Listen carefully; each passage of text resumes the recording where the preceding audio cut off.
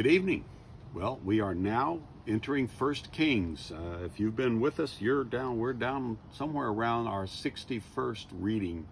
And we're not too terribly far away from the end of the Old Testament story. But anyway, we're getting ready now to go into the end of David's life and to the establishment of Solomon as the next king of Israel. And, you know, we've been talking about the fact that from the point of David's inappropriate affair with Bathsheba, he's had nothing but problems in his family. And now David is about to die, and he's having the same problems.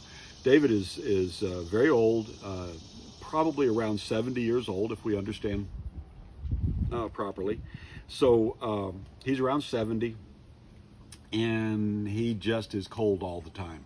And so they get a young virgin to be one of his concubines. They don't really refer to her that way, but she goes into her harem. It's a lady named Abishag the Shunammite. And she's beautiful and she's young, and she becomes basically a nursemaid to David. And she takes care of him and she sleeps with him in order to keep him warm. But they do not have any relations as husband and wife. And that'll come into the story in just a few minutes. So anyway, that's just a preamble. That's so that you'll understand something that's going to happen by the time we get to chapter 3. And then his next oldest son, Adonijah, decides he needs to take things into his own hands, and he's going to become the king. So he sets a plot in motion to set himself up as king and just make it the default. He's the oldest son. He's the natural one. Bathsheba hears about this. Nathan the prophet hears about this. And there's a couple of others that Adonijah stays away from. He doesn't want to have anything to do with Solomon. They know that David has made a promise to Bathsheba that her son Solomon's going to be the king. And he just wants to skip out past all that. He's just going to make himself king. David's about to die. And so Bathsheba goes in to David and says, I thought my son was supposed to be king. Nathan the prophet goes in and said, are you condoning all this stuff? Did you approve of Adonijah becoming the king? And David says, no, we're going to fix that this day. So he sends them to anoint Solomon as the king. He has him ride on his own donkey, on the king's donkey, and come up and they have a big party. Adonijah's folks hear all this, they get scared and they all run away, because they know this is not good, because the king has established his heir, not Adonijah, just assuming it's going to be him. Adonijah runs inside the tabernacle. He says, I'm afraid Solomon's going to kill me. Solomon sends someone to go talk to him. And he says, no, if you do good, you won't have a problem. If you don't do good, then yes, there's going to be a problem.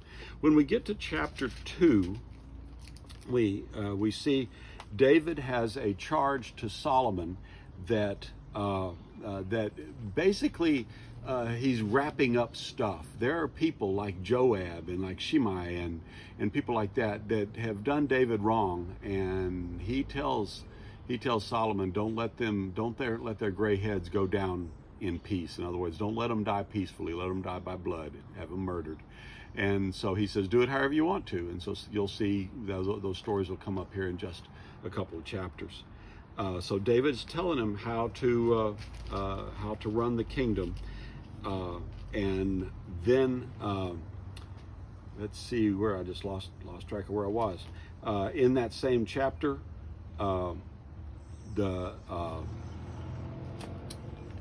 Adonijah goes to Bathsheba and says, I want just one little favor. I'm not going to be king, just one little favor. And that favor is let me have Abishag as my wife. And that seems easy enough. So she goes in and she talks to Solomon, and Solomon says, you might as well ask me for the kingdom. Why?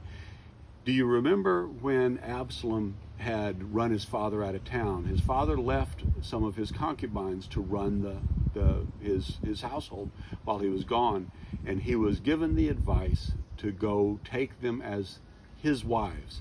That's something that demonstrated the passing of one king to another king, was the passing along of the harem. And so Absalom did that, and now Adonijah is trying to do that in the form of taking Abishag. Solomon says no, and he sends someone to kill him. And then chapter 3 is a very famous chapter, and that is where God comes to Solomon and asks him, what would you like me to do for you? And Solomon doesn't ask for riches, doesn't ask for long life, doesn't ask for all of his enemies to be defeated.